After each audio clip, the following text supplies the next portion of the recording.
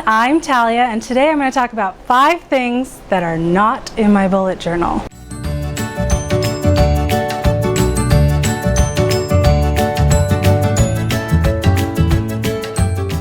Alright, so as you know, I am a self-proclaimed and admitted bullet journal addict.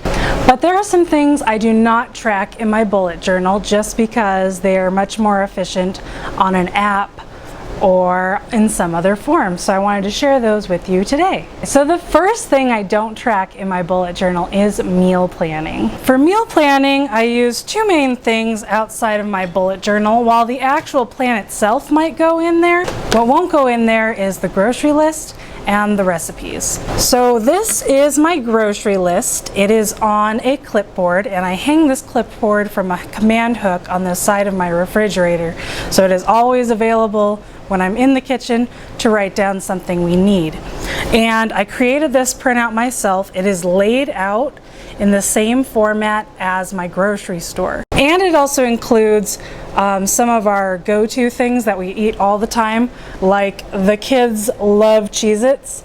So if I'm in the chips and snack aisle, I'm probably gonna buy some. So I have our favorites listed and then some spaces for us to add on other things. So this keeps me from having to double back in the store, because I hate when you're at the back of the store and you're like, oh, I forgot to get onions. I need to go get those.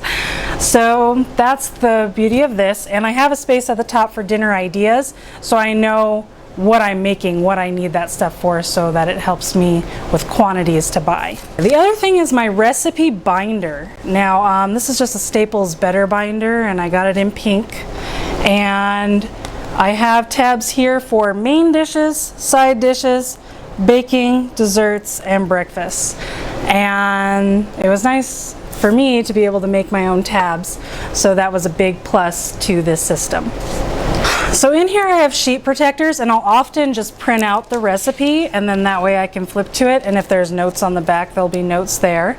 But yeah, so this way I have all of my recipes flippable, and I can just set this in my kitchen and not have to worry about my dirty fingers messing up the paper because they're in sheet protectors. Now what I will include in my bullet journal from that is maybe a list of the family's favorite meals, or a tracker where I track what we did have for dinner for a month. And I usually track the meals that we eat in a day. I have breakfast, lunch, and dinner tracked every day because I'm here at home with my 2 kids. So I'm making breakfast, lunch, and dinner for 3, sometimes 4. So it's good to have a plan. The second thing I do not track in my bullet journal is my exercise and my sleep. Where I track my sleep and exercise is on my Fitbit. So you've probably seen that in videos. I usually try to take it off, but sometimes I forget. This is the Fitbit Alta. So it does the time, it does the steps, it does calories, does sleep. So there's a lot of things that this tracks. Because that's already doing it, and because I have access to those reports, it seems kind of redundant for me to include it in my bullet journal. Not only that, but I love this thing. It syncs to my phone, and it tells me when someone's calling or texting me. And I don't know about you, but I've been sitting right next to my phone and it has not rang, but my Fitbit has buzzed telling me that someone was calling. The third thing that I do not track in my bullet journal is dieting. I've done different diets before, points and calories, and both of those are so much easier with an app.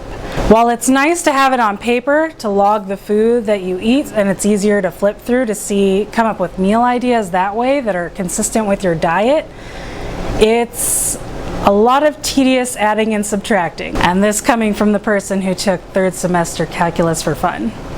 I have issues. If you're looking for a point system, I highly recommend the Ultimate Food Value Diary. It has a system that's like the old Points Plus program of Weight Watchers, which I loved, lost 50 something pounds on that. And also it has the Smart Points version, so if you're looking for something that's like the current plan, you can do that one too. If you're tracking calories, my FitnessPal's database is unreal. I keep that app on my phone when I'm tracking points, just so I can get the nutritional information off of other things, because they have everything in that database. It is crazy. My second to last thing I do not track in my bullet journal is my finances. What I use to track my finances is the software program Quicken. and it electronically will link with your bank accounts, your credit cards, retirement accounts. This thing is amazing. It takes everything you spend and it categorizes it and puts it in a pie chart. So what that means is you have an instant look at where you're spending your money and how much you're spending. And the stuff on your credit card, it'll automatically subtract it from the total money you have, so you can see how much money you actually have with the credit cards that you haven't even paid yet. And nothing slips through the cracks because you link every source of money through there. We love this program so much.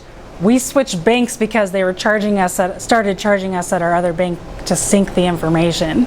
So yes, with a 2 and a 4-year-old, we got a babysitter and went and changed our bank accounts to use this program. So I highly recommend it. It is amazing what it'll do for your insight of how much you're spending on what, and I just cannot recommend Quicken enough. And the very last thing I do not track in my bullet journal is where my time goes. I've seen plenty of bullet journal plan with me videos where people are doing time logs, and while those look so cute, I have a 2 and a 4-year-old, so when it feels like doing the dishes takes an hour, that's actually probably accurate with all the disruptions. So I only would track my time if I was trying to increase or decrease the amount of time I was doing something. So I use a tracker when I want to track my time. So if I was trying to decrease my screen time, I would create a screen time category and push the start and push the stop. Another thing is if I was trying to increase something like time or like one-on-one time with the kids or reading time, then I would create a category for that and start it and stop it to track how much time I'm spending with them. That works a lot better than for me because my time really varies and there's a lot of interruptions, so that is another reason I don't track time in my bullet journal. All right everyone, so those are the 5 things I don't track in my bullet journal. Go to the comments below and let me know what you don't track in your bullet journal. Tell me some great apps, some great ideas that I'm missing out on. If you've made it this far, thank you so much. Don't forget to like and subscribe, and I will see you all next week. Goodbye.